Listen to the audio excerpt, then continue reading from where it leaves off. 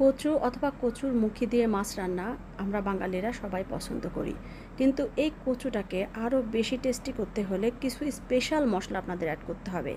আর আমি কি মশলা অ্যাড করি এটা দেখার জন্য পুরো ভিডিওটা আপনাদের দেখতে হবে। প্রথমে আমি রুই মাছ নিয়ে নিছি।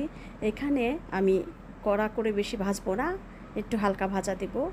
আপনারা চাইলে বেশি কড়াও ভাজতে পারেন, তবে তরকারিতে বেশি কড়া না দেওয়াই ভালো। এখানে আমি কচুটা একটু হালকা করে ভাপ দিয়ে রেখেছি। দেখেন এখানে স্পেশাল মশলার মধ্যে আছে আমার রাঁধুনি, কাঁচামরিচ আর কালো জিরা। কালো জিরাটা কম দিবেন। এই মশলাগুলো আমি একসঙ্গে পেস্ট করে নিব। আপনারা কতটুকু রান্না করবেন সে অনুযায়ী কিন্তু মশলা আপনাদের দিতে হবে। রাঁধুনি এবং কালো জিরা কখনো অতি বেশি দেওয়া যাবে না। কড়াইয়ে তেল দিয়েছি, রসুন, পেঁয়াজ, তেজপাতা এগুলো দেখতেই পাচ্ছেন। লবণ দিয়ে দিলাম, একটু আদা দিয়ে দিলাম, আর সামনে হলুদ, মরিচ, ধনিয়ার গুঁড়া আর পাঁচফোড়নের গুঁড়া দেখালাম, এটা এখন দিয়ে দিচ্ছি।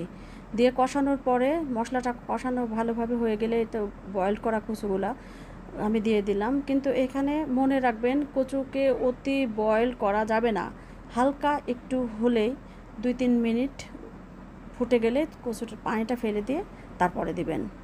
আর এইখানে সেই স্পেশাল মশলার আমি অর্ধেক দিয়ে দিলাম। আমার যেহেতু বেশি রান্না, আপনারা অবশ্যই কম পরিমাণে দিবেন। এইখানে জিরার গুঁড়া আর আস্ত জিরাও কিন্তু আমি তেলে দিয়েছি, জিরাটা বেশি দিতে হবে। কচুগুলো খুব ভালোভাবে কষিয়ে নেব, কারণ এটা তো ফুল বয়েল কচু না। কষানো প্রায় শেষ, এখন আমি ঝোল দিয়ে দিব। কচুতে একটু ঝোল বেশি দিবেন। আর এর তো আমার ঝোল আমি ঢেকে দিলাম, ফুটানো পর্যন্ত অপেক্ষা করছি। মাছের ঝোল ফুটে গেছে, এখন আমি একে একে সব মাছগুলো দিয়ে দিব। মাছ দেওয়ার পরে আমি ওই প্লেট ধোয়া পানি আর একটু দিয়ে দিলাম। এখন আমি অপেক্ষা করব 15-20 মিনিট, যতক্ষণ আমার মাছ না হয়। আরও এক্সট্রা কিছু কাঁচামরিচও আমি দিয়ে দিলাম। আমার ঝোলটা ফুটে গেলে আমি আবার আসলাম, এসে দেখেন এখন কচুটাকে আমি একটু কেটে দেখাচ্ছি, যে দেখেন কত সুন্দর এটা গলে গেছে।